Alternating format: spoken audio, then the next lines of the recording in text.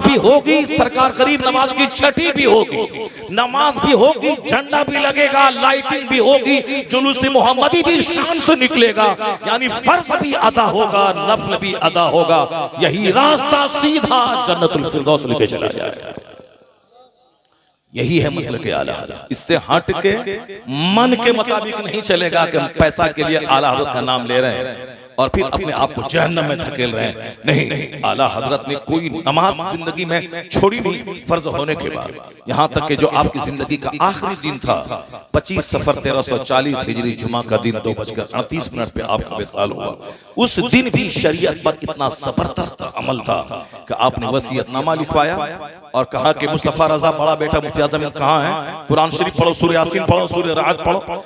पढ़ने में गलती हुई, उसको आला हजरत ने टोका, वसीयतनामा लिखवाया, अपने हाथ से साइन करवाया और कहा कि मेरा जनाजे की नमाज मेरा बड़ा बेटा हामिद रजा पढ़ाएंगे, हुज्जतुल इस्लाम। उनको अगर सारी दुआएं याद हैं तो वह पढ़ाएंगे, अगर नहीं दुआ याद है उनको तो अमजद अली सदरुल शरिया पढ़ाएंगे। तो इस तरह सारी वसीयतें करने के बाद का घड़ी सामने रख दो, घड़ी देखते रहे, 12 बजा का अभी टाइम नहीं हुआ, 1 बजा अभी टाइम नहीं हुआ, 2 बजा भी टाइम नहीं हुआ, यानी ऐसा लग रहा है कि जैसे कि सारा काम टाइम के मुताबिक हो रहा है। वसीयतें लिख रहे हैं, कुरान शरीफ पढ़वा रहे हैं, वसीयत कर रहे हैं और कह रहे हैं कि कोई रोना धोना मत, मेरी वजह से नमाज में ताखीर मत करना। सब सारा सिस्टम समझा दिया, कहा कि मैं सुबह से कुछ नहीं खाया हूं, तुम लोग परेशान मत होना। जिस तरह कुछ लोग खाते पीते हैं, मर जाते हैं तो पेट सहलाना पड़ता है, अंदर से गलाजत निकलती है। कहा कि मैं सुबह से कुछ नहीं खाया, उसका ख्याल रखना, जनाजे में नमाज में ताखीर मत करना। और सारी वसीयतें की और कसरत से कलमा शरीफ पढ़ते रहे, सफर की दुआ पढ़ते रहे। 2:38 के करीब आपने कहा तमाम तस्वीरों को हटा दो। कहा तस्वीर का गुजर आला हजरत के घर में कहाँ है तस्वीर, आला हजरत घर में तस्वीर कहाँ है। कहा लोगों ने सब सोचने लगे कहाँ तस्वीर है, कहाँ फोटो है। यहाँ तो इस्लाम में तो चूटी की तस्वीर घर में लगाना दुरुस्त नहीं है, तो फिर यहाँ पे फोटो कहाँ है। जब सब चुप हो गए तो आला हजरत ने कहा वही रुपया पैसा, रुपया में जो विक्टोरिया की तस्वीर है। तो कहा सारे लोग समझ गए, अपनी जेब से सब निकाल के लोगों ने साइड किया। फरिश्तों के आने का वक्त हो गया, एक नूर चेहरे पे चमका। अचानक जबान पे कलमे तैयबा तो पहले से जारी था ही, नूर चमका, रूह कब से अनसुरी से साल भर तक वहां रहमतों की बारिश हुई। जिस साल ज्यादा महफिले मिलाद होती है, तजर्बा है 1000 साल का बुजुर्गों का, कि उस साल खेतियां बड़ी सरसब्ज और शादाब होती हैं। इसलिए पहले अगर गरीबी आती थी, कहत छाता था, तो लोग महफिले मिलाद पढ़ते थे। 10 लोग बैठ करके अल्लाह रसूल का जिक्र करते थे।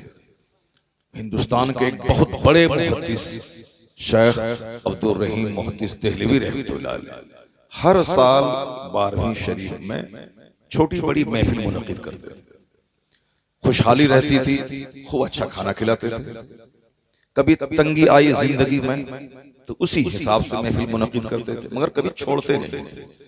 इंसान की जिंदगी में कभी मुसीबतें आती हैं और कभी तकलीफ, कभी आराम मिलता है। ऐसा नहीं कि जो मौलाना साहब तकरीर करते हैं वो हमेशा खुश रहते हैं, जो तहज्जुद पढ़ते हैं, 100 रकात नमाज नफल पढ़ते हैं, उनके घर में कोई मुसीबत नहीं आती है। ऐसा नहीं। अगर मुसीबत नेक लोगों के घर में नहीं आती तो दुनिया के सबसे बड़े नेक आका अलैहिस्सलाम के साथ करा, उनसे बड़ा नेक कोई दुनिया में पैदा ही नहीं हुआ। सैयदुल मुत्तकीन है आका अलैहिस्सलाम, इमामुल अंबिया वल मुरसलीन है आका अलैहिस्सलाम।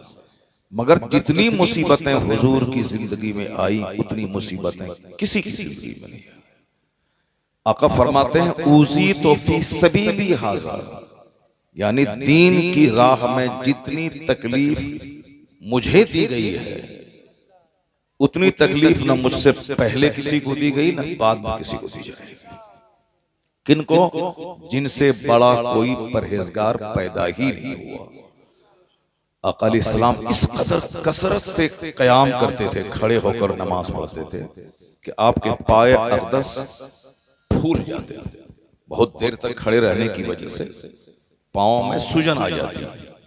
आका अलैहिस्सलाम के पाए अक़दस मतवर्रम हो जाते थे। इतना लंबा क़याम 18 साल का जवान नहीं खड़ा रह पाएगा 5 घंटे 6 घंटे। और हुजूर का इतना लंबा सजदा होता था कि सैयदा आयशा रज़ियल्लाहु ताला अन्हा फरमाती हैं कि आका जब सजदे में जाते कभी कभी डर लगता था कहीं रूह परवास तो नहीं कर गई सरकार का। जाहिर सी बात है जब कोई आदमी सजदे में गया 1 घंटे तक सजदे में पड़ा होगा तो घर के लोग देखेंगे तो उनको तो सस्पिशन होगा, तशवीश होगी कहीं रूह तो नहीं निकल गई। सैयदा आयशा कहती हैं कि ये फर्ज नमाज में नहीं, नफल के लिए रात में जो तहज्जुद हुजूर पढ़ते थे तो आका अलैहिस्सलाम के लंबे सजदे को देखकर सैयदा आयशा उम्मुल मोमिनीन रज़ियल्लाहु ताला अन्हा कहती हैं कि मुझे डर लगता था कहीं सरकार की रूह परवास नहीं कर गई। इतना लंबा सजदा हुजूर करते थे। आका अलैहिस्सलाम से बड़ा कोई साजिद नहीं पैदा होगा, उनसे बड़ा कोई इबादत गुजार नहीं पैदा होगा, उनसे ज्यादा कोई फाका करने वाला नहीं पैदा होगा। 2-2 महीने तक आका अलैहिस्सलाम के चूल्हे में आग नहीं सुलगती थी। 1 दिन 2 दिन हम लोग नहीं खाएं तो सारी नेकी तकवा परहेजगारी छत पे चली जाती है। लोग ताना देने लगते हैं, बड़े नेक बनते हैं, दाने दाने को तरस रहे हैं।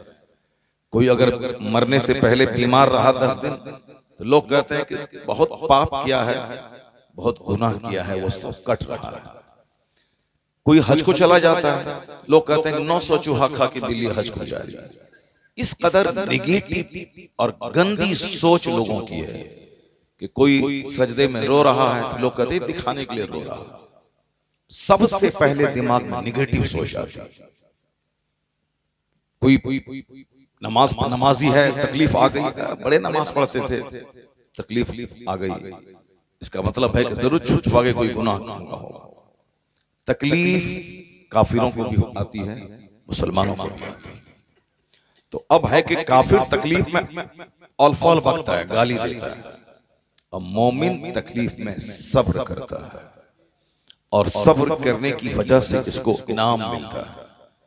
सब्र का अज्र भी मिलता है और दुनिया में सब्र के बाद नियमतों में इजाफा भी होता है।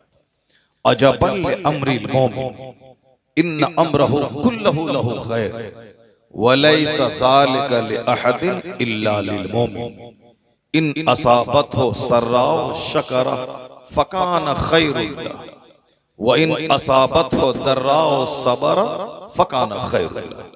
ये बहुत मोतबर हदीस मैंने सुनाई आपको, मुस्लिम शरीफ की हदीस है।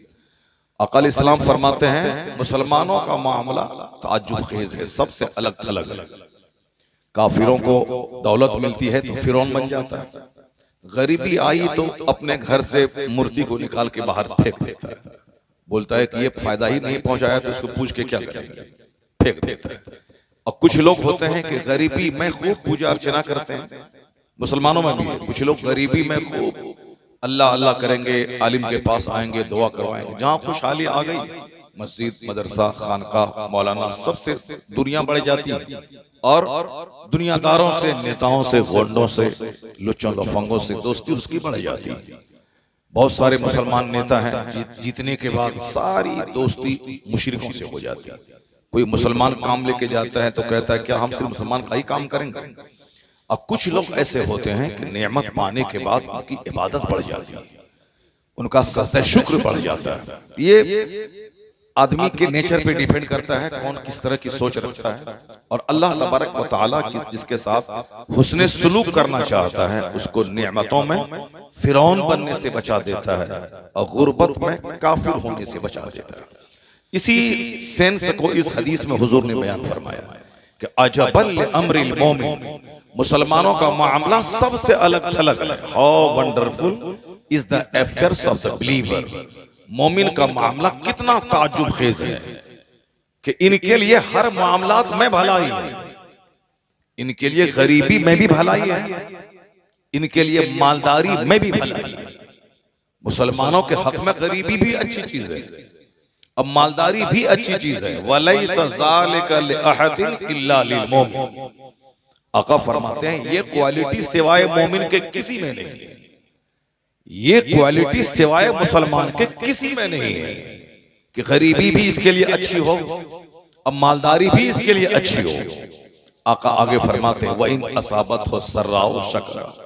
मोमिन को जब नेमत मिलती है, ये घर बनाते हैं, अच्छा कपड़ा पहनते हैं, अच्छा खाना खाते हैं, जमीन खरीदते हैं, गाड़ी खरीदते हैं, इनके घर में कोई बेटा पैदा होता है, इनके घर में कोई खूबसूरत बच्ची पैदा होती, इनको सेहत तंदुरुस्ती मिलती है, तो मोमिन इतराता नहीं है, मोमिन इन नियामतों का शुक्र अदा करता है। मोमिन कहता है अल्लाह का शुक्र है। 1 खरब रुपए का घर बनाने के बाद मोमिन कहता है ये मेरी मेहनत से नहीं बना है, हाजा मिन फजल रब्बी, ये मेरे रब के फजल से बना। ये मोमिन की नेमत के शुक्र का अंदाज है कि नेमत मिलती है तो शुक्र अदा करता है, और शुक्र नेमत को बढ़ा देता है। कुरान शरीफ में आया है कि वला इन शकरतुम लअज़ीदन्नकुम, अगर तुमने नेमत का शुक्रिया अदा किया तो हम उसको और बढ़ा देंगे। अगर तुमने औलाद हुई, कहा कि अल्लाह का शुक्र है, तो अल्लाह ताला और औलाद दे देगा। अगर दौलत बढ़ी, तुमने ये कहा कि अल्लाह का बेपनाह शुक्र है, तो अल्लाह ताला दौलत को और बढ़ा देगा। दौलत का शुक्र है कि ज़कात निकाले, खैरात करे, सदक़े फित्र निकाले, कुर्बानी करे, गरीबों, मिस्किनों, बेवाओं, माजूरों की सबकी मदद करे, और फिर अल्लाह दौलत को बढ़ा देगा। और ये मोमिन के लिए बेहतर है कि शुक्र अदा करें, उधर माल बढ़ता रहे। और आगे हुजूर कहते हैं वइन असाबत हो दर्राओ, अगर मोमिन को तकलीफ पहुंचती है, दुनिया में आंसू है, गम है, बीमारी है, बच्चे की बीमारी है, बीवी की बीमारी है, बारिश शदीद हो गई, फसलें तबाह हो गई, बारिश नहीं हुई, फसल जल गई, हवा नहीं चली, परेशान है बंदा गर्मी से, इतनी हवा चली कि घर गिर गया। हवा ना हो तो भी परेशानी, और हवा शदीद हो जाए तो भी परेशानी, बारिश नहीं हो तो भी परेशानी, और शदीद बारिश हो तो भी परेशानी। इस तरह हर पल पल में मुसीबतें दुनिया में रख दी गई।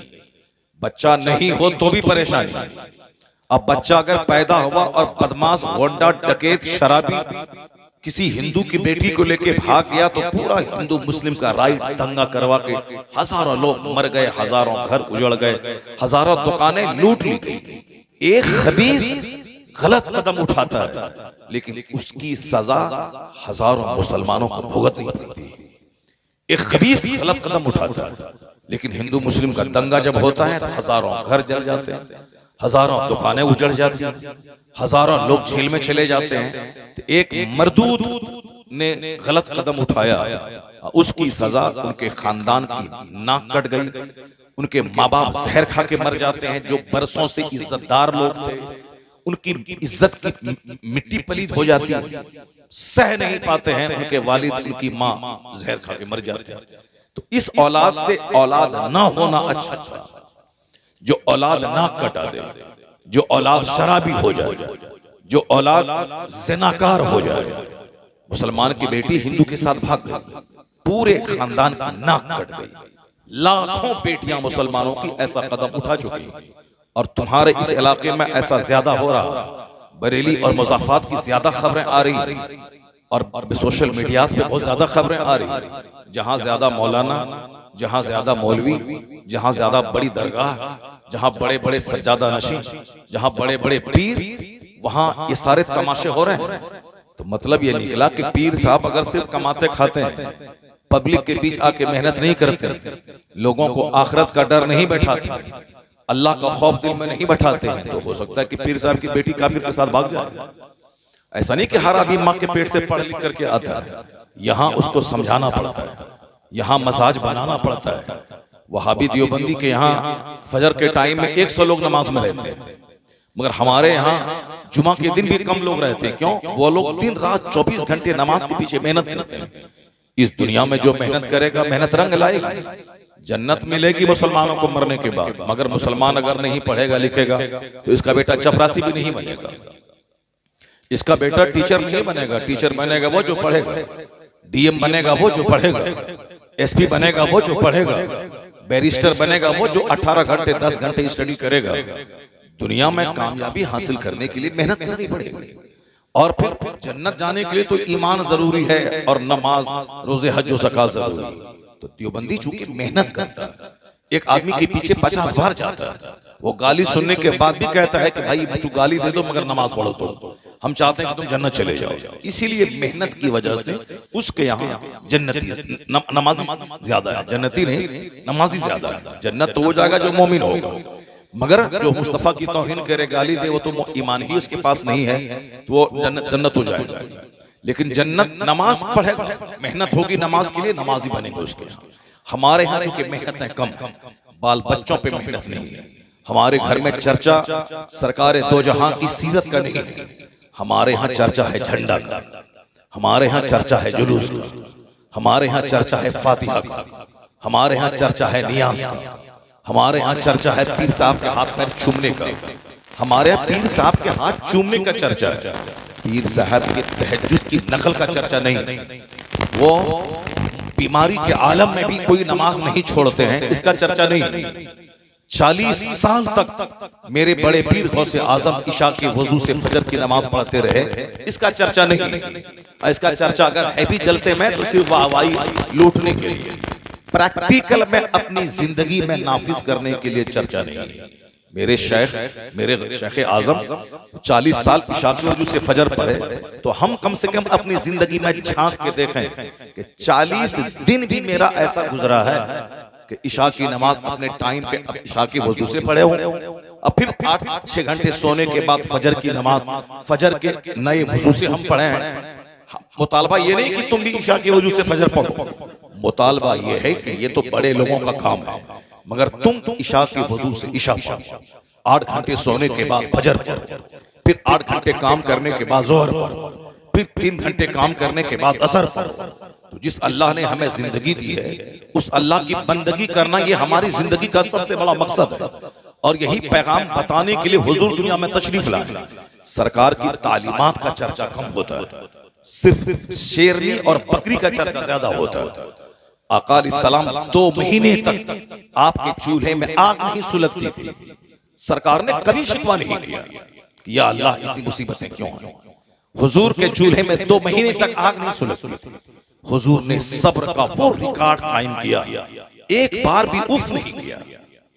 क्योंकि झंडा उठाना बड़ा आसान है, 360-65 दिन में एक दिन झंडा उठाना, नमाज पढ़ना चूंकि मुश्किल है, मरते दम तक नमाज पढ़ना, 5 टाइम पढ़ना, सर्दी हो गर्मी हो आंधी हो तूफान हो, बच्चा मरे कि बेटी की बारात आए, किसी हालत में नमाज माफ नहीं है, चाहे पैर कटे चाहे हाथ कटे, नमाज किसी हालत में माफ नहीं है। और यही काम हमारे सारे बुजुर्गों ने किया, यही काम यही पैगाम हदीस में है, कुरान में है, यही फिक़ह में है। क्योंकि ये टफ काम है, मरते दम तक डेली 5 टाइम मस्जिद जाना, नमाज पढ़ना, इसलिए मुश्किल काम लोग नहीं करते।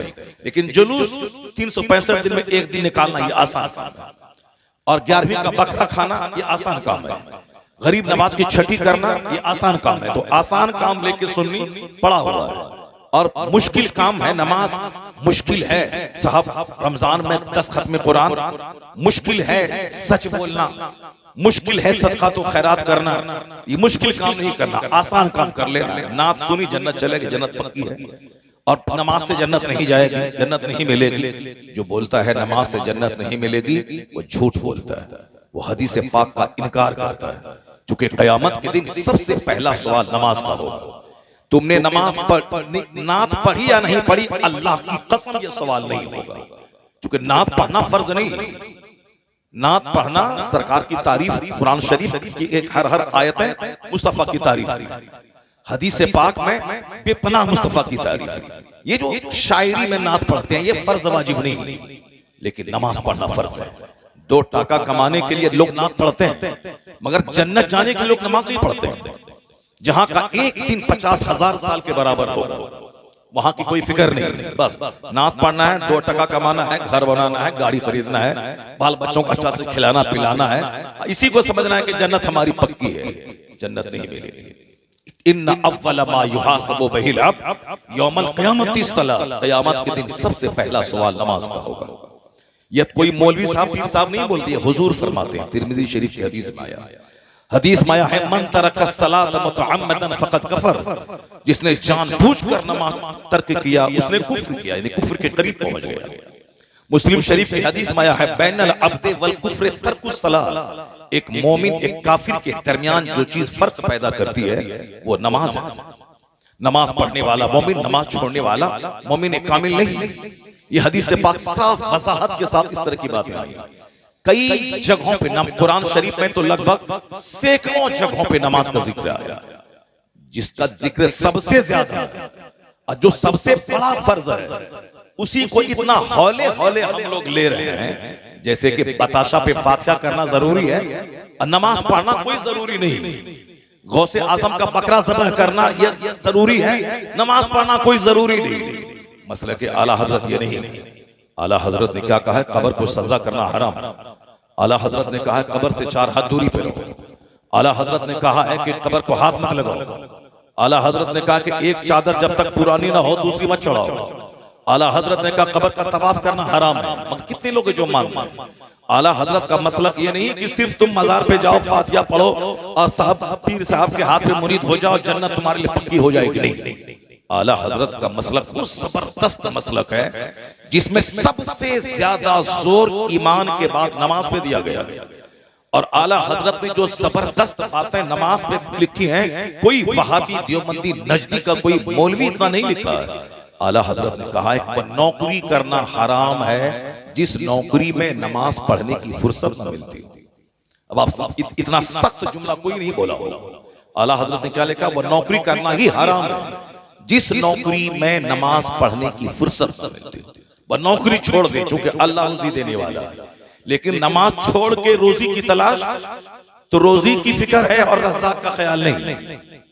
तो आला हजरत का मतलब यह हुआ कि ऐसा नहीं कि नमाज की फातिहा मत करो, मिलाद मत पढ़ो, जुलूस मत निकालो, झंडा मत लगाओ, लाइटिंग मत करो। अगरचे लाइटिंग फर्ज नहीं, अगरचे फातिहा फर्ज नहीं, अगरचे झंडा जरूरी नहीं, अगरचे साल भर में एक बार ये जलसा करवाना कोई फर्ज वाजिब नहीं। सारी जिंदगी जलसा नहीं करवाए, क़यामत के दिन कोई सवाल नहीं होगा। लेकिन सवाल होगा कि तुमने ईशा की नमाज क्यों नहीं पढ़ी, ये सवाल होगा तुमने फजर की नमाज क्यों नहीं पढ़ी। जलसा सारी जिंदगी नहीं और रूपपुर में, क़यामत के दिन कोई सवाल नहीं होगा कि तुमने जलसा क्यों नहीं करवाया, तुमने चंदा क्यों नहीं किया, तुमने लाइटिंग क्यों नहीं की, तुमने पूरे पूरे गांव को बिजली से क्यों नहीं सजाया। अल्लाह की कसम ये सवाल नहीं होगा, मगर ये सवाल होगा कि तुमने फजर क्यों नहीं पढ़ी, तुमने जोहर क्यों नहीं पढ़ी, तुमने ईशा क्यों नहीं पढ़ी। अब इसका मतलब ये नहीं निकला कि झंडा लगाना हराम है, फातिहा पढ़ना हराम है, चादर चढ़ाना हराम है। नहीं, यही तो फर्क है। जो कहता सिर्फ नमाज पढ़ो, झंडा लगाना हराम है, खुशियां मनाना हराम है, वो भी जहन्नमी है, जहन्नम का रास्ता चुना।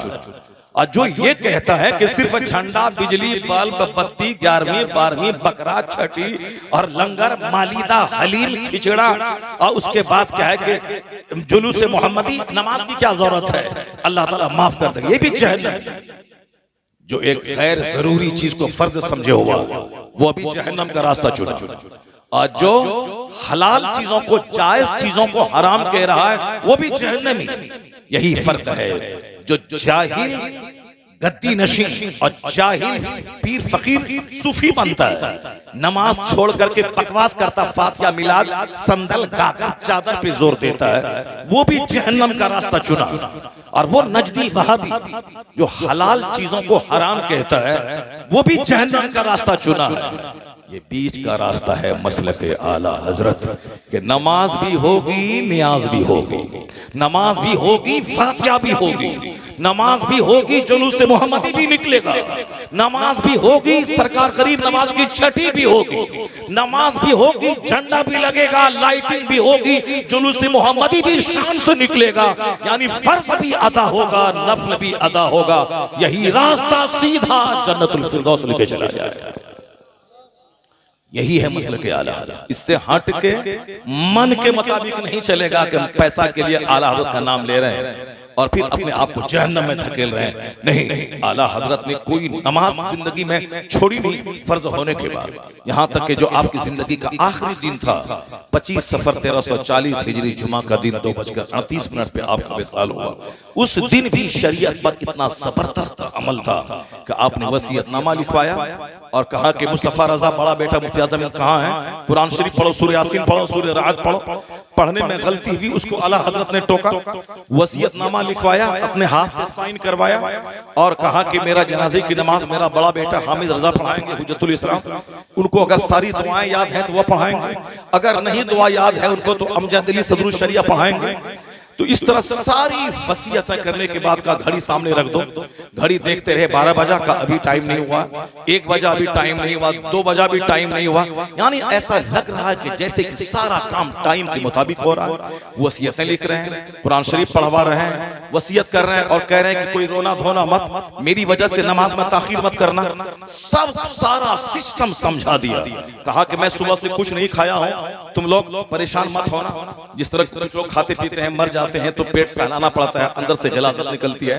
कहा कि मैं सुबह से कुछ नहीं खाया, उसका ख्याल रखना, जनाजे में नमाज में ताखीर मत करना। और सारी वसीयतें की और कसरत से कलमा शरीफ पढ़ते रहे, सफर की दुआ पढ़ते रहे। 2:38 के करीब आपने कहा तमाम तस्वीरों को हटा दो। कहा तस्वीर का गुजर आला हजरत के घर में कहाँ है तस्वीर? आला हजरत घर में तस्वीर कहाँ है? कहा लोगों ने सब सोचने लगे कहाँ तस्वीर है, कहाँ फोटो है? यहाँ तो इस्लाम में तो चूटी की तस्वीर घर में लगाना दुरुस्त नहीं है, तो फिर यहाँ पे फोटो कहाँ है? जब सब चुप हो गए तो आला हजरत ने कहा वही रुपया पैसा, रुपया में जो विक्टोरिया की तस्वीर है। तो कहा सारे लोग समझ गए, अपनी जेब से सब निकाल के लोगों ने साइड किया। फरिश्तों के आने का वक्त हो गया, एक नूर चेहरे पे चमका।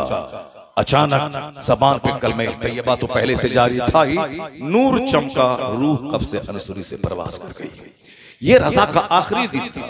अब पहला दिन तो वो था कि आपने 4 साल 4 महीने 4 दिन की उम्र में बिस्मिल्लाह खानी की, और उसके बाद जो नमाज शुरू हुई आपकी जिंदगी में, कभी नमाज कज़ा नहीं हुई। रोजा, डॉक्टर बोला रोजा रखेंगे आपकी जिंदगी खतरे में है। कहा तुम्हारी बात नहीं मानेंगे, शरीयत की बात मानेंगे। बरेली में टेम्परेचर हाई है, यहाँ गर्मी है, यहाँ रोजा नहीं रख पाएंगे हम, चूंकि हम कमजोर हैं। लेकिन यहाँ नैनीताल नजदीक है, वहाँ पहाड़ पे हम टेम्परेचर नॉर्मल है, वहाँ रोजा रख सकते हैं। आला हजरत अपना पैसा कौड़ी लिए, सामान लिए, अपने 10 लोगों को साथ लिया और कोहे भवानी गए नैनीताल। वहां 300 रोजा जाके आपने रखा, फिर ईद की नमाज आके आपने बरेली शरीफ में पढ़ाई। आपने ये है रजा की जिंदगी। बस सिर्फ रजा रजा 2 टका कमाने के लिए रजा रजा। रजा की नमाज नहीं है, रजा का हज नहीं है, रजा ने जो शरीयत के मुताबिक जिंदगी गुजारी वो नहीं है। सिर्फ रजा रजा करने से काम नहीं चलेगा। रजा ने जो पैगाम दिया है उसको अपनाना पड़ेगा। रजा का पैगाम मुस्तफा को खूब पढ़ा जाए, आका अलैहिस्सलाम से सच्ची मोहब्बत किया जाए, सरकार की सीरत अपने बाल बच्चों को पिलाया जाए, बताया जाए, हुजूर की मोहब्बत अपने बच्चों की घुट्टी में पिलाया जाए। अगर आखिरत की बात, जन्नत की बात, मुस्तफा की बात अगर बाल बच्चों की घुट्टी में पिला दिया तो तुम्हारी बेटियां मर जाएंगी कुंवारी, मगर किसी काफिर के साथ भागेंगे नहीं। अगर कोई अरबों रुपए दे के पेशकश करे कि तुम काफिर हो के मेरे साथ आ जाओ, ये उस पर थूक देंगी, मगर कभी भी ईमान का सौदा नहीं करेंगे। ये बात उस वक्त होगी जब उनकी घुट्टी में इस्लाम पिला दिया गया होगा। ये बात उस वक्त होगी जब उनको मुस्तफा की मोहब्बत का जाम उंडेल दिया गया होगा और बता दिया गया होगा। मदीने की वो औरत थी जिस औरत का शौहर शहीद हो गया, जिसके 4 जवान बेटे शहीद हो गए, उसके बावजूद पर्दे में मलबूस होकर वो कहती हैं बताओ मुस्तफा कैसे? और जब तक हुजूर को देख नहीं लिया उस वक्त तक उस औरत को करार नहीं मिला। और जब मुस्तफा का दीदार हुआ तो क्या कहती हैं, कुल्लु मुसीबतिन बादका जलल या रसूल अल्लाह, मेरे शौहर शहीद हो गए, मेरे 4 बेटे शहीद हो गए, सारी मुसीबतें हेज हैं, आप सलामत हैं, सब कुछ सलामत है। ये है इश्क़ रसूल। बस झंडा लगाया, बिजली साफ बत्ती लगाया, जुलूस में एक दिन निकल गए, उसके बाद मस्जिदों को उजाड़ दिया, नमाज छोड़ दिया। ये पक्के बरेलवी, पक्के आशिक़ रसूल हो गए। तुम्हारा ही बच्चा काफिरों के साथ भाग रहा है, तुम्हारी ही बेटियां हिंदुओं के साथ भाग रही है, तुम्हारे ही बच्चे काफिरों के साथ जा रहे हैं, उसके लिए मेहनत करनी होगी। बदतमीज नहीं का नात पढ़ रहा था, नात सुन रहा था, भागा। और अभी दीन की बात, सच्ची बात हो रही थी, भाग रहा। सारी जिंदगी भागता रहेगा जब तक शरीयत नहीं सीखेगा, सुन्नत नहीं सीखेगा। ये काफिर दौड़ा दौड़ा के मारता रहेगा और खीरा मूली की तरह काटेगा। ऐसा नहीं कि हम जिए काफिरों की तरह और आसमान से रहमत नाजिल हो जाए, मेरा बाल बच्चा रहे काफिरों की तरह और हम दुआ करें कि काफिर कट जाए, काफिर कट जाएगा। नहीं, ईमान सलामत रहा, जन्नत मिलेगी वहां, मगर यहाँ कामयाबी हासिल करने के लिए हिकमत का सहारा लेना होगा, स्ट्रगल करना होगा, जद्दोजहद करना होगा। हुजूर फूंक देते, मक्का का सारा काफिर मर जाता। लेकिन सरकारे दो जहां को रात के सन्नाटे में अपना घर छोड़ के गारे सौर पे नहीं जाना पड़ता। गारे सौर में 3 दिन काफिरों की निगाहों से छुप के नहीं रहना पड़ता। सरकार समंदर के किनारे किनारे मदीना अपना वतन छोड़ के नहीं आते। मदीने में मैदान बदर नहीं जाना पड़ता। मैदान ओहद में आप पर एक पत्थर काफिर ने मारा, आपके होंठ कुचल गए, खून निकलने लगे, दांत शहीद हो गए। एक काफिर ने जबरदस्त तीर मारा जिससे आपकी पेशानी जख्मी हो गई। किसके? महबूबे परवरदिगार के, कायनात के मालिक व मुख्तार के, अरबो अजम के ताजदार के, जिसकी कहानी बहुत शौक से हम लोग सुनते हैं। अजूबा कहानी सुनने में मजा आता है, लेकिन हुजूर की सीरत, हुजूर का कैरेक्टर, हुजूर का फरमान ये सुनने में अच्छा नहीं लगता। बस अजूबा कहानी, शेर और बकरी वाली कहानी, अजूबा कहानी सुनने में अच्छी लगती है। ये कहानी सुन, पैगंबर आजम अल्लाह के महबूब नाइबे परवरदिगार है, उनको पत्थर लगा, आपके 2 दंदाने अक़दस शहीद हो गए।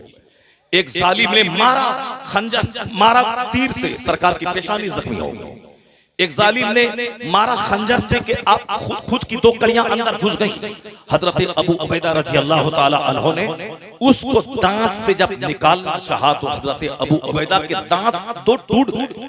इस कदर अंदर वो कड़ियां अंदर चली गई थी। आका अलैहिस्सलाम जख्मों से चूर थे, खून बह रहा था। सरकार एक गड्ढे में जमीन पे आ गए। सैयदा फातिमा ज़हरा को मालूम हुआ, वो वहां से दौड़ी आई और अपने अब्बा के खून को पोंछने लगी। खून जब नहीं रुका तो चटाई को जला करके वो राख उस पे डाली, तब खून का बहना बंद हुआ। आका अलैहिस्सलाम ने उस वक्त भी नहीं बोला कि या अल्लाह सारे काफिरों को मार दे, नहीं, उस हालत में भी हुजूर कहते थे, इलाही मेरी कौम को माफ कर दे, यह लोग मुझको जानते नहीं है, यह लोग मुझको जानते नहीं है। वह कौम कैसे भलाई को पहुंचेगी जो कौम अपने नबी की कदर नहीं करती, जो कौम अपने नबी को नहीं पहचानती। हमारा बच्चा लुच्चा, हमारा बच्चा लफंगा, हमारा बच्चा गुंडा, हिंदुओं का बच्चा डीएम बन रहा है, हमारा बच्चा इश्कबाजी कर रहा है, हमारा बच्चा हुल्लड़बाजी कर रहा है, इसलिए हमारे बच्चे डकैत हो रहे हैं, हमारे बच्चे गुंडे हो रहे हैं, हमारे बच्चे लुच्चे लफंगे लड़कियों को भागने वाले आशिक बन रहे हैं, जबकि यहूदी साइंटिस्ट बन रहा है, हिंदू आईएएस ऑफिसर बन रहा है। जबकि वक्त की पाबंदी का पैगाम मुस्तफा ने दिया था।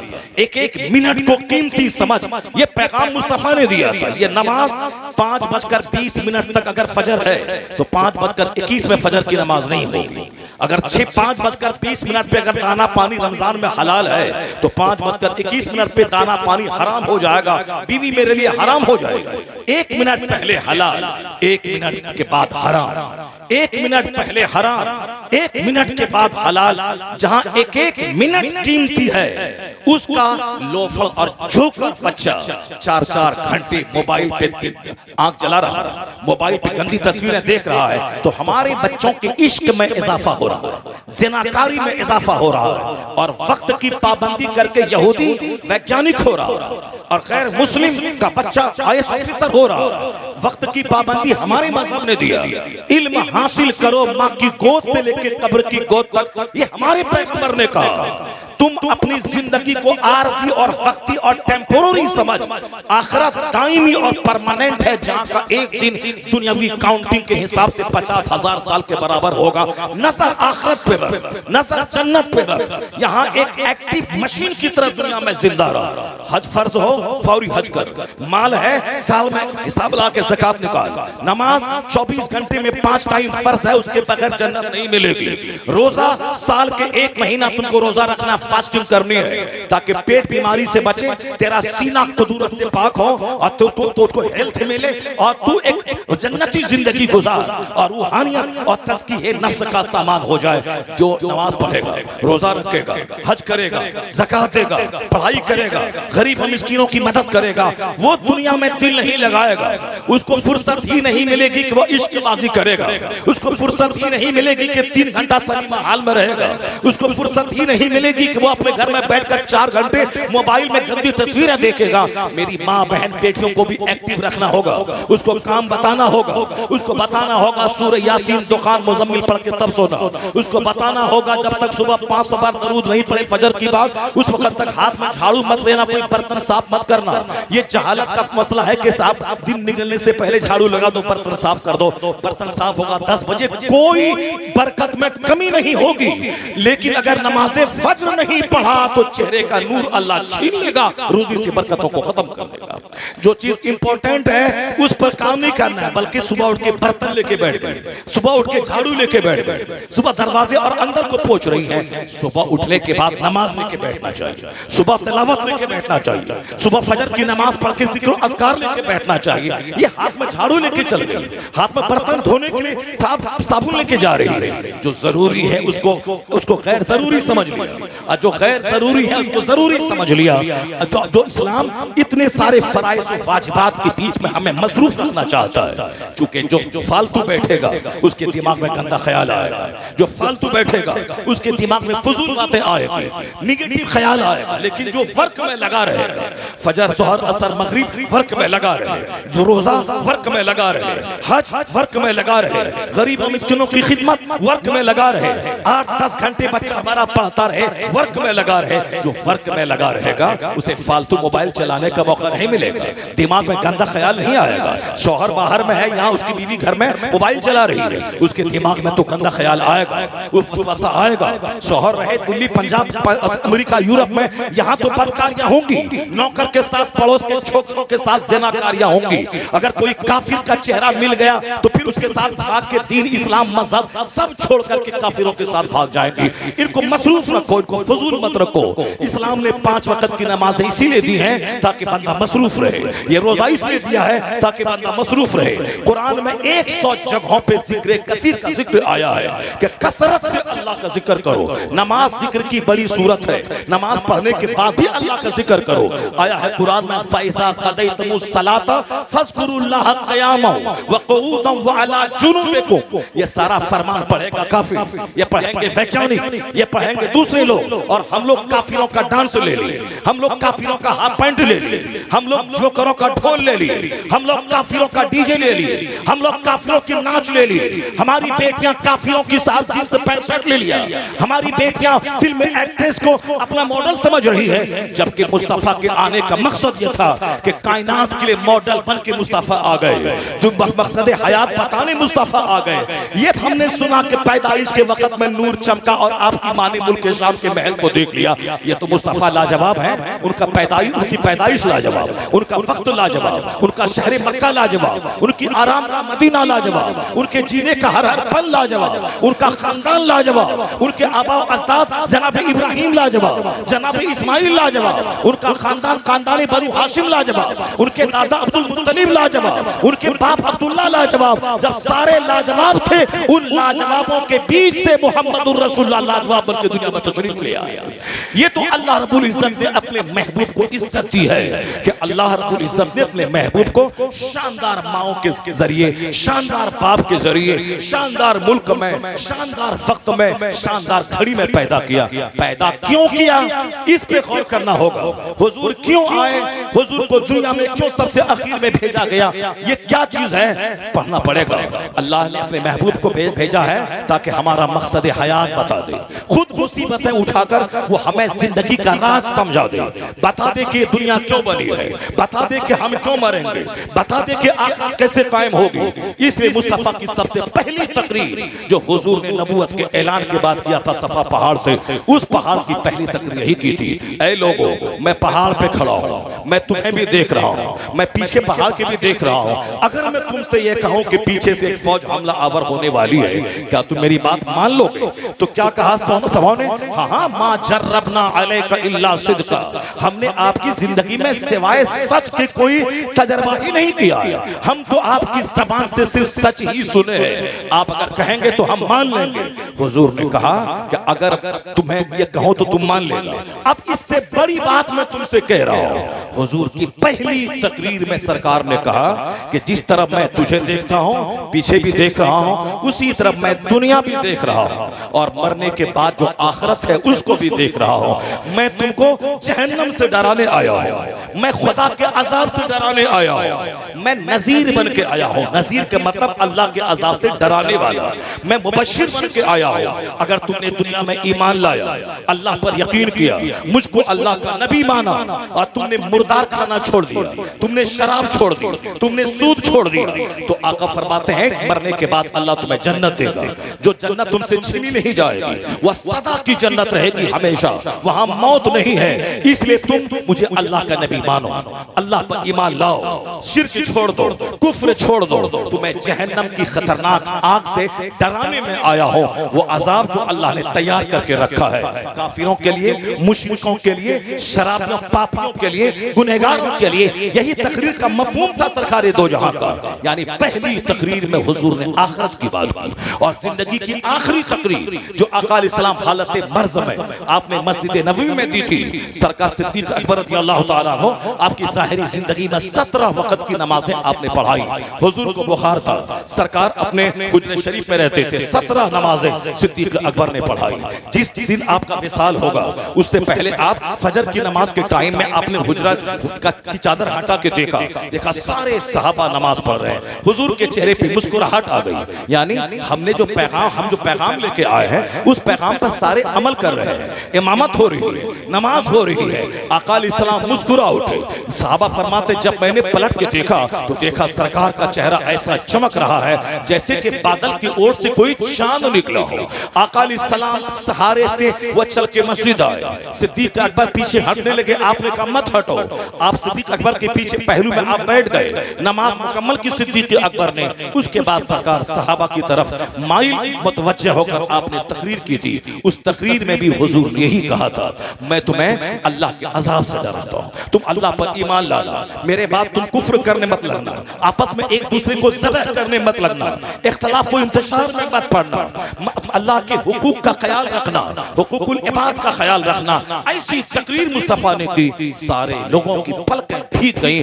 पहली तकरीर और आखिरी तकरीर, और दरमियान में जब भी हुजूर ने जुमा के दिन मस्जिद नबी से खिताब किया, आखिरत की बात, जन्नत की बात। ये दुनिया आरजी टेम्पररी है, आज है कल खत्म हो सकता है, कल फजर के बाद तेरी मौत का ऐलान हो सकता है, कल सुहर के बाद तुम्हारी मौत का ऐलान हो।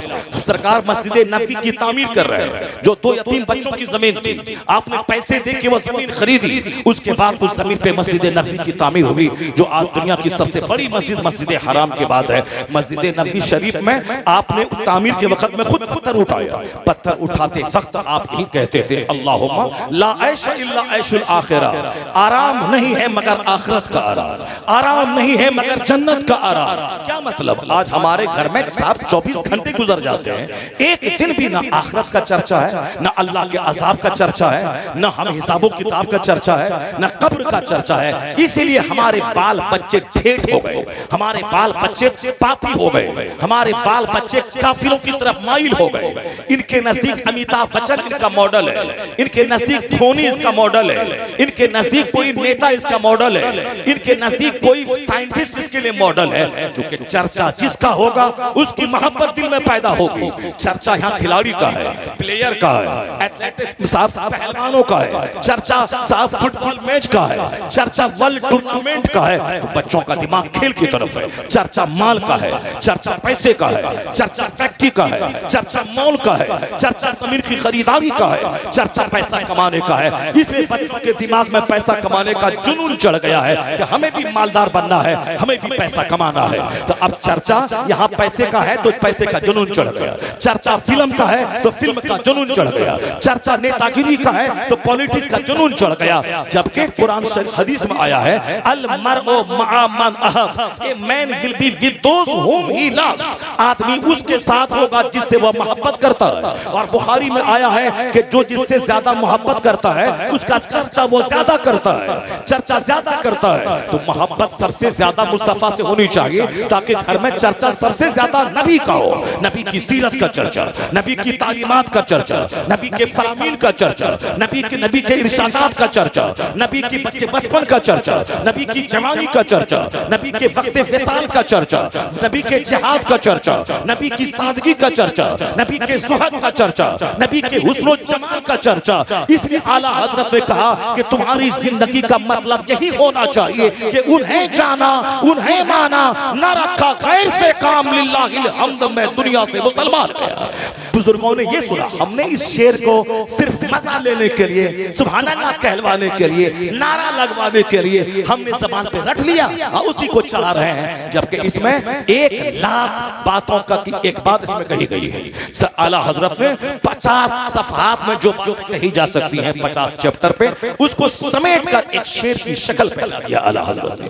आला हजरत ने खुद उस तरह की जिंदगी गुजारी। आपका दादा बड़ा लाजवाब था, मगर कभी कोई बता दे कि रजा अली खान जो वक्त के वली और वक्त के कुतुब थे, उनके बारे में रजा ने कोई किताब लिखी हो? रजा अली खान बहुत बड़े कुतुब थे। भाई बरेली की गली आज तक गवाह है कि रास्ते से गुजर रहे हैं, एक हिंदू तवाइफ ने आपके ऊपर रंग डाला, होली का जमाना था, आपका जवान मुरीद वो चढ़ के उसको मारने के लिए कोठे पे चढ़ने लगा, लेकिन आपने क्या कहा? मत मारो, उसने मुझको रंग दिया है, अल्लाह ताला उसको रंग देगा, अल्लाह ताला उसको रंग देगा। चंद मिनट के बाद वो तवाइफ नीचे आई, हजरत के पांव पे गिर के तौबा इस्तिगफार करके कलमा पढ़ के मुसलमान हो गई।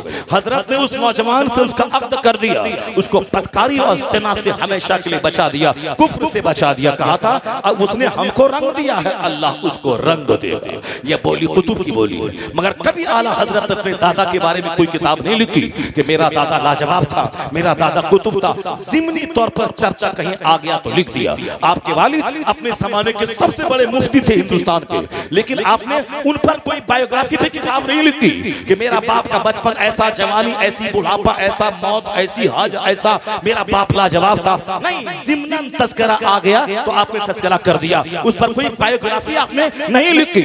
न दादा का चर्चा, न बाप का चर्चा, न अपने परदादा आजम खां का चर्चा जो अपने जमाने के वली कामिल थे। चर्चा जब भी कलम उठाया है, मुस्तफा की अजमत का चर्चा, हुजूर के इल्म गैब का चर्चा, सरकार के इख्तियारात का चर्चा, सरकार के मोजज़ात का चर्चा, सरकार की तालीमात का चर्चा। और जब भी ज़बान खोला है, इस्लाम का चर्चा, पैगंबर इस्लाम का चर्चा, हुजूर की अजमत का चर्चा, सरकार पे होने वाले हमलों का दिफा, तहफ़्फ़ुज़ नामूस रिसालत में सारी जिंदगी का एक लम्हा रज़ा ने लगा दिया। सिर्फ 2 घंटा सोते थे, बाकी पूरे 22 घंटे जरूरियात से फारिग होकर सिर्फ मुस्तफा की अजमत का डंका बजाने में लगे रहते थे। उसकी दलील आज उनकी सारी किताबें मौजूद हैं। फतवा रज़िया गवाह है, तर्जुमे कुरान गवाह है, हक़ाइक़ के बख्शिश गवाह है, अल-अम्न वल उला गवाह है, किफ़ुल फ़क़ीहिल फ़ाहिम गवाह है। उनकी जो 1000 के करीब किताबें हैं, वो किताबें गवाह है कि रज़ा ने इस्लाम की अजमत का डंका बजाया, नबी किया, सरकारे दो जहां की सीरत बयान किया,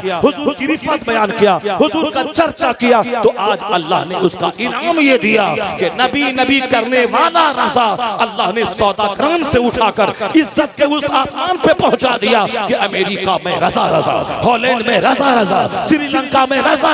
ऐसा लगता है कि वादी रज़ा की कोहे हिमालय रज़ा का है, जिस समय तो देखिए वो इलाका रज़ा का है। A man who dedicates his life for the sake of Allah, Allah gives him name, Allah gives him fame, Allah gives him popularity।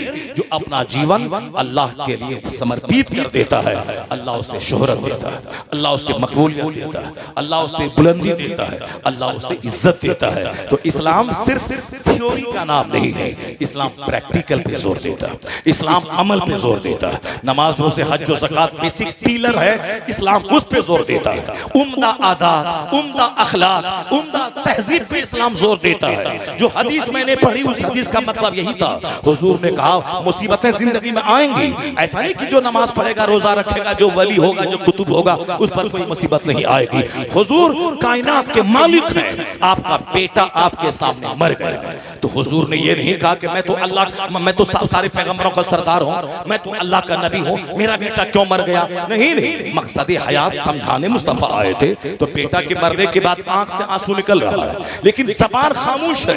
हुजूर ने क्या फरमाया, ए इब्राहिम इन्नी बेफिराक का लमहज़ून, मैं तेरी जुदाई से गमगीन हूँ, मेरी आंख आंसू बहा रही है, ऐनी तबकी ऐनी, मेरी आंख रो रही है, मगर मेरा दिल अल्लाह के फैसले पर मुतमईन है।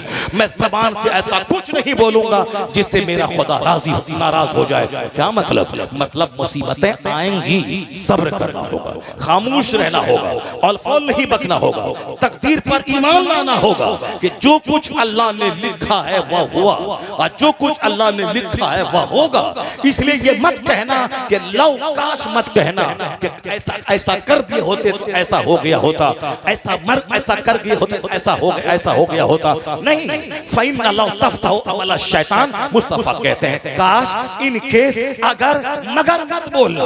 तकदीर पर ईमान लाना जरूरी है मुसलमान होने के लिए कि अल्लाह ने हमारी रोजी लिख दी है, अल्लाह ने मेरी मौत लिख दी है। इसलिए मोमिन होने के लिए जरूरी है अल्लाह पर ईमान लाना, सारे रसूलों पैगंबरों पर ईमान लाना, क़यामत के दिन पर ईमान लाना, हिसाब किताब पे ईमान लाना, तकदीर पे ईमान लाना, ये जरूरी है। अल्लाह की सारी किताबों पे ईमान लाना। जरा भी शक हुआ कि क़यामत कायम होगी कि नहीं होगी, कौन देखा है, वो काफिर हो जाएगा। क्योंकि मुसलमान बनने के लिए जिस तरह ये दुनिया पे यकीन है, उसी तरह इस दुनिया से ज्यादा आखिरत पे विश्वास करना होगा। जैसे ये दुनिया है, रात है, दिन आएगा, सूरज निकलता है, चांद निकलता है, महीना आता है, साल आता है, उसी तरह इससे ज्यादा फैक्ट है कि आखिरत है, क़यामत कायम होगी, हिसाब किताब होगा, हर स्याह सफेद सामने आएंगे और हर नेकी बदी को तौला जाएगा। इस दुनिया से ज्यादा फैक्ट है, उस दुनिया की बात है। जरा भी डाउट और शक हुआ उसमें कि नहीं होगा, इसी दुनिया में जन्नत जहन्नम है, वह सीधे इस्लाम से खारिज हो जाएगा। उसका यकीन खत्म, उसका यकीन खत्म, ईमान खत्म। यह ईमान नाम है यकीन का कि अल्लाह ने जो लिखा है वही होगा। रोजी अल्लाह ने लिख दिया है, मौत अल्लाह ने लिख दी है। बाकी हमको अल्लाह ने कहा है रोजी तलाश करो, हम तलाश कर रहे हैं। अल्लाह ने कहा है जमीन पे फैल जाओ, हम जमीन पे फैल रहे हैं, हम पढ़ रहे हैं, लिख रहे हैं, खेती बाड़ी कर रहे हैं, दुकान में बैठ रहे हैं। तो यकीन करना होगा जैसे अल्लाह रोजी लिखा है, मगर मुझको खेत जाना होगा, कॉलेज स्कूल में पढ़ के नौकरी करनी होगी, उसी तरह अल्लाह जन्नत देगा, मेरे गुनाह को माफ करेगा।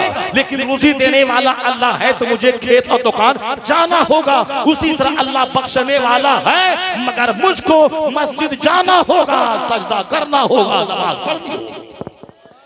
जिस तरह दुनिया में रोजी देने वाला अल्लाह है, मगर मुझको खेत जाना होगा, खलियान जाना होगा, फैक्ट्री जाना होगा, पढ़ना लिखना होगा, कंपटीशन फेस करना होगा, उसके बाद नौकरी मिलेगी तो रोजाना 5 घंटे ड्यूटी पे जाना होगा, रिटायरमेंट तक, तब जाके 2 टका मिलेगा, उससे रोटी खाएंगे, बाल बच्चों को पालेंगे। रोजी देने वाला अल्लाह है, मगर तुमको तदबीर करनी होगी। ठीक यही पॉइंट आखिरत के लिए क्यों कमजोर हो जाता है आपका। अल्लाह माफ कर देगा। हम ज़िना करें, शराब पिए, पाप करें, झूठ बोलें, सूद खाएं, गीबत करें, दूसरों की जमीन हड़पें, समाज में लड़ाई झगड़ा करें, कुत्तों की तरह एक दूसरे से लड़ें, समाज में मोहब्बत न करें, एक दूसरों की तकलीफ पे सब्र न करें, एक गाली दी तो 10 गाली दे दें और सब घमंड का पुतला बने और जन्नत हमारे लिए पक्की है। नहीं होगा ऐसा। चले पूरब और पहुंच जाए काबा, नहीं होगा। तू काबा न रसी ए रबी की रह के मी रबी बतुर्किस्तान। तू जो रास्ते पे जा रहा है, ये रास्ता काबा तक नहीं ले जाएगा, ये रास्ता तो तुर्किस्तान ले जाएगा। ये रास्ता पूरब का है, पश्चिम का नहीं है। यही पैगाम कुरान का, यही पैगाम मुस्तफा का, यही पैगाम हदीस का, यही पैगाम औलिया और सालिहीन की जिंदगी का। बता दें कि हम लोग कहां उस पैगाम से हट के अपने अपने हाथ में अलग अलग डफली, अलग अलग रात अला पे हुए हैं। कोई पीर के लिए लड़ रहा है, कोई साहब जात बरादरी के लिए लड़ रहा है, कोई साहब अपने अपने इलाके के इलाकायत को लेकर मर रहा है। हुजूर ने तकरीर में कहा था हज्जतुल वदा के मौके पर, अब इस्लाम आ गया है, मैं अल्लाह का पैगाम पहुंचा चुका हूं। अब सुनो, ला फदला लि अरबिय्यिन अला अजमी, किसी अरबी को अजमी पर, किसी अजमी को अरबी पर कोई फौकियत नहीं होगी। मैं अब इस्लाम लेके, इस्लाम आ गया है, इस्लाम कंप्लीट हो चुका है। कोई काला गोरे पर फौकियत नहीं रखेगा, कोई गोरा काले पर फौकियत नहीं रखेगा। मुस्तफा कहते हैं अब जिसका अमल अच्छा होगा, जो अल्लाह से डरेगा, कुरान शरीफ की आयत पढ़ के सुनाई आपने, इन इन्ना अक्रमकुम इंदल्लाहि अत्काकुम, यानी हुजूर ने फरमाया तुम में सबसे ज्यादा इज्जत वाला वो होगा जिसका कैरेक्टर सबसे ज्यादा अच्छा होगा। यहाँ कोई अपने खानदान के घमंड में पड़ा हुआ है, शेख में डूबा हुआ है, पैठान में मर रहा है, साहब कोई जोलाहा अंसारी को समझ के उसको साहब चारों शाने चित करके उसको हकीर समझ रहा है। ये यहूदी क्रिश्चियन को कहता है काफिर है, या क्रिश्चियन यहूदी को कहता है काफिर है। सूरह बकरा में आया है कालतिल यहूदु लैसतिन नसारा अला शै, यहूदी कहते हैं कि नसरानी कुछ नहीं है, काफिर है। व कालतिल नसारा लैसतिल यहूदु अला शै, और नसरानी कहते हैं यहूदी काफिर है, 0/0 है, कुछ नहीं। ये कुरान शरीफ में आया है। यहूदी कहते हैं नसरानी 0 और नसरानी कहते हैं यहूदी 0, या दोनों को जब मौका मिलता है एक दूसरे को काट देते हैं। जर्मनी का हिटलर 30 लाख यहूदियों को ज़बह कर दिया, जब मौका मिला ज़बह कर दिया। और इन यहूदियों को जब मौका मिलता है ये यहूदी क्रिश्चियनों को ज़बह कर देते हैं। लेकिन एक कौम मुस्लिम जो एक दूसरे को 0 और काफिर कहता है, वो आज हमें मिटाने के लिए दोनों एक हो गया है। अमेरिका का नसरानी, इसराइल का यहूदी आपस की जंग हटा के ये दोनों मिलकर मुसलमानों को तबाह करने के लिए एक हो गया है, जो कि दोनों काफिर है, दोनों एक दूसरे को काफिर कहता है, ये कुरान की ज़बानी। मगर हमको मिटाने के लिए दोनों काफिर एक हो गए, हम पर अटैक करने के लिए, हमको तोड़ने के लिए अरब ममालिक को तोड़ दिया। वरना किबले अव्वल को सब मानते हैं, लेकिन दो ग्रुप में बांट करके एक को अपने फेवर में करके पहले इसको मारना है, फिर उसके बाद उसको मारना है। अब जमीन अरबों की है, उस पर शासन करना है, अपनी फौज लाना है। पेट्रोल डीजल का कुआं अरबों का है, उस पर कब्जा अमेरिका और यूरोप का है। मैं आखिरी बात कह रहा हूं कि यह लोग एक दूसरे को काफिर कहते हैं, हमको मिटाने के लिए ये दोनों एक हो गए। अब हम लग गए किसमें? अंसारी और जोलाहे की जंग में, शेख और पैठान की जंग में, साहब उत्तर प्रदेश और गुजरात की जंग में, अरब और अजम की जंग में। हुजूर ने कहा था नहीं, कोई जंग नहीं होगी, जो मुत्तकी होगा वही इज्जत पाएगा, जो जितना ज्यादा अल्लाह से डरेगा वही काबिल एहतराम होगा। लेकिन हम टुकड़े टुकड़े में बढ़ गए। अगर कोई अंसारी उठा, कोई शेख उसको वोट नहीं देगा, कोई शेख अगर इलेक्शन में उठा, कोई जोलाहा उसको वोट नहीं देगा। यानी हम बिरादरी में बढ़ गए, हम दोनों एक पीर के मुरीद हैं, मगर मतलब में बढ़ गए। 1.5 ईंट की मस्जिद लेके बैठ गए। पहले वहाबी देवबंदी से लड़ते थे, चलो वह गुस्ताख रसूल है, इस्लाम से खारिज है, वह मुर्तद है, वह मुनाफिक है, वह काफिर है, नबी की तौहीन की, इस्लाम से निकल गया। लेकिन तुम तो सुन्नी हो, तुम आपस में क्यों लड़ गए अपने पीर के नाम पे? तुम तो रज़वी हो, क्यों लड़ गए तुम अपने मुर्शिद के खानदान के शेख के नाम पे? क्यों आपस में बढ़ गए? क्यों कोई इस खेमे में चले गए, क्यों उस खेमे में चले गए? तुम सब तो सुन्नी सलातो सलाम फातिहा मिलाद पढ़ने वाले हो, तुम लोग आपस में क्यों लड़ गए? कब्रिस्तान में लड़ाई, मस्जिद में लड़ाई, खानका में लड़ाई, साहब मदरसे में लड़ाई, स्कूल में लड़ाई, जलसे के नाम पे लड़ाई, जनाज़ागाह के नाम पे लड़ाई। ये लड़ाई ने हमको कमजोर करके रख दिया। ये यहूदी और नसरानी का इससे सबक सीखो। जब ये काफिर मुत्तहिद होके हमको मिटाने की कसम खा लिया है, तो आज वक्त का सबसे बड़ा पैगाम, वक्त की सबसे बड़ी जरूरत है, ये ज़ात बिरादरी की जंग छोड़ दे। सारे सुन्नी आला हजरत के नाम पे मुत्तहिद हो जाओ, गौसे आज़म के नाम पे मुत्तहिद हो जाओ, गरीब नवाज के नाम पे मुत्तहिद हो जाओ। तुम अगर मुत्तहिद बन गया तो तू बलवान और ताकतवर हो जाएगा। जब ताकतवर होगा तो तेरी बुनियादें मजबूत हो जाएगी। और जब ये कसम खाया है हमें मिटाने के लिए, तो तू मुत्तहिद होके कसम खा ले कि हमने भी कसम खाया है अब इस्लाम बचाने के लिए, सुन्नियत बचा ले।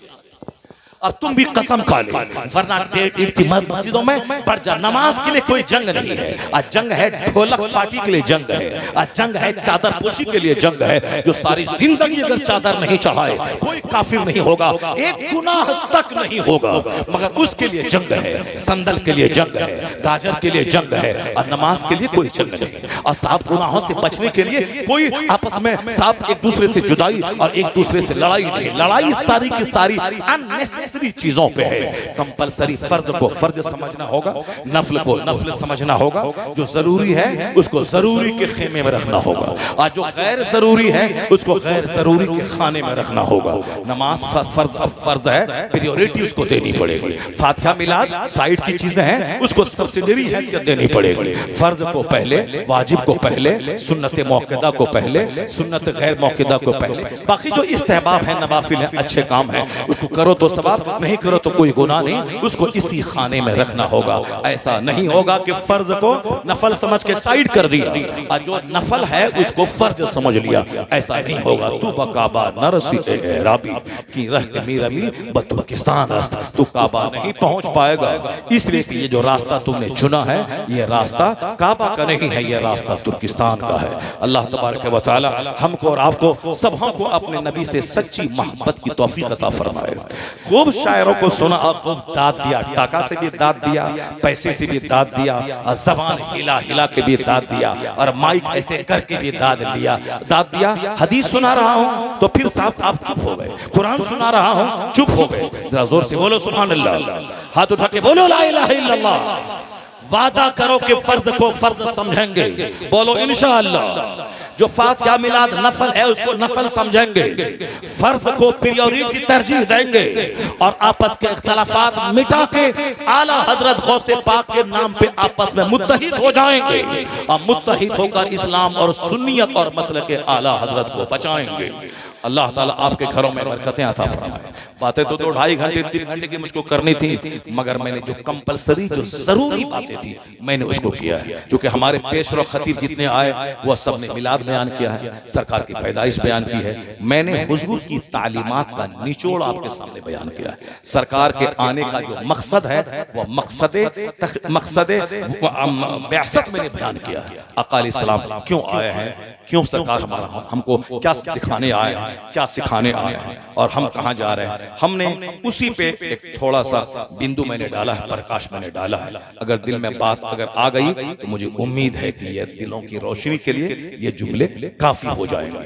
हसद, जलन, कुदरत, फालतू बातें को दिमाग से हटा दे, सच्चाई को समझने की कोशिश करना होगा, ट्रूथ को समझने की कोशिश करना होगा। अल्लाह ताला हमें सच्चाई समझने और सच्चाई पे अमल करने की तौफीक अता फरमाए।